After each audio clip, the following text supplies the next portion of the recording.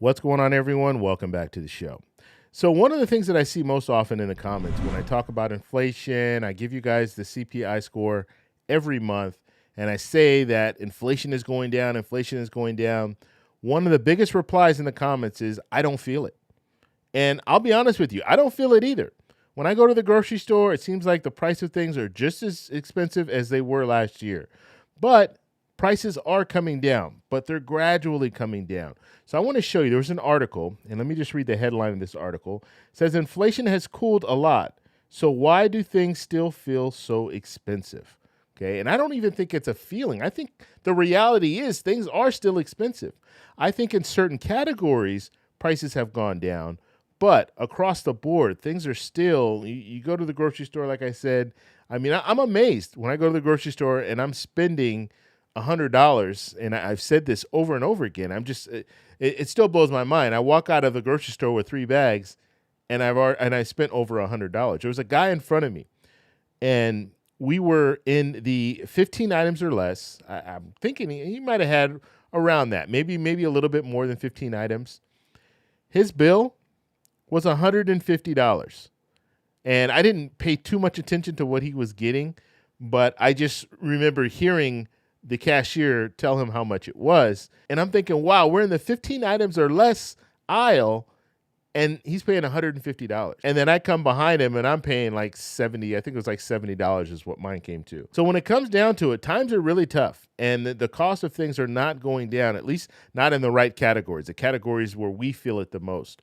So I want to take a look at this article. We're going to dissect it and talk a little bit about it. But first off, you guys can do me a favor. Please like the video, subscribe to the channel, hit that little bell notification, and then click all. By clicking all, you'll get notified anytime we post a video. We do daily videos here, so by clicking the bell notification, clicking all, you should be getting updated every day. And just a reminder, thank you for your support. I really appreciate it. And if you'd like to follow me on Twitter and Threads, you can at the TEC Show Live. Okay, so let's get right over to this article. And so I read the headline already. So inflation has cooled a lot. So why do things still feel so expensive? Okay, and you have this man looking at, he's in the grocery store looking at the, meats. Okay, so the first sentence says here, inflation has cooled significantly in recent months, but you may still find yourself paying more at the grocery store or at the doctor's office than before the pandemic, okay? And this is what people are really focused on. Before the pandemic, prices were less. And then we had the pandemic, and then after the pandemic, then we saw inflation. And so the price of things, inflation is coming down, but it hasn't reached that 2019 mark. And so that's what people are really, really feeling. And then we saw gasoline prices shoot up last year, and now they're coming down, and they're at the cheapest level since the pandemic. But things are still out of hand. They're still out of control. And so we saw the biggest inflation last year. That was June of 2022. That was at 9.1%. Inflation now is at 3.1%. So we should be feeling something. We should see these prices dropping. But as I stated, certain categories are dropping, but not in all categories. And a lot of the items in the grocery store are still very, very expensive. And that is the huge problem. And when we're looking at some of the prices that have fallen, we're looking at the price of eggs. They fell 22%. We're looking at airfares. They fell 12%. We're looking at smartphones. They fell 14%. So that's all good. But like I said, when you go to the grocery store, if you're not buying eggs, you're probably going to be paying, the prices have not dropped at that level. Now, the reason that eggs dropped 22% is because the avian flu. We knew about that, and so that really shot prices up last year. And so now prices are just correcting, and they're coming back down. But when we're looking at other items, we're just not seeing the impact. Now, I want to talk about the danger, because everybody wants prices to go down when it comes to food. When it comes to everything, inflation, we want those prices to go down. The Federal Reserve wants inflation at 2%.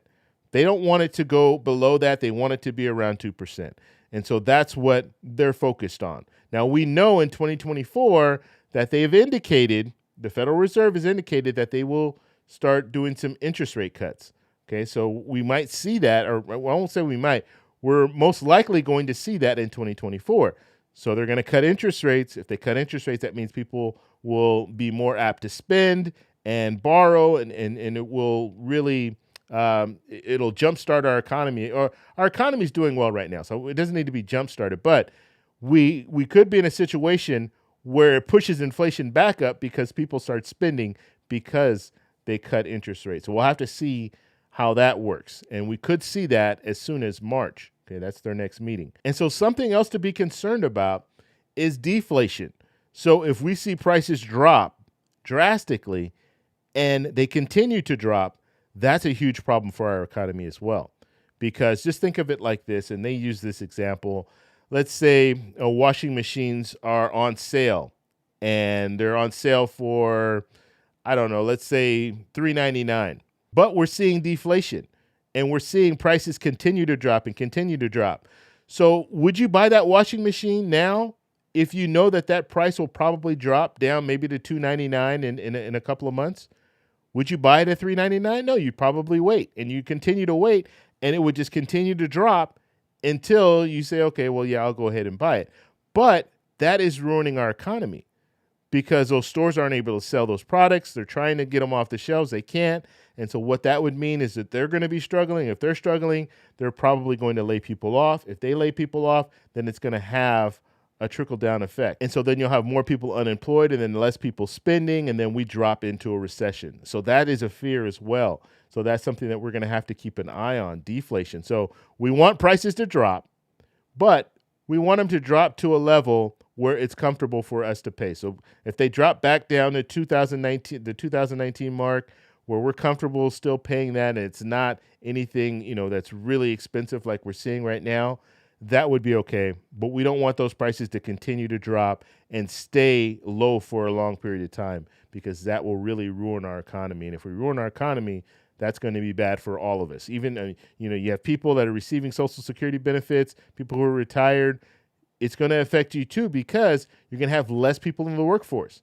Because like I said, if we're looking at deflation, we're looking at prices dropping and continuing to drop, which means that companies are going to have to lay people off. If they lay people off, you have less people in the workforce, less people paying into the payroll tax, less money going to the Social Security Administration. So hopefully that makes sense there. And then they'll be drawing more money from the trust funds, the Social Security Trust Fund, and that means the trust fund will deplete a lot faster than that 10-year mark that we're hearing about right now.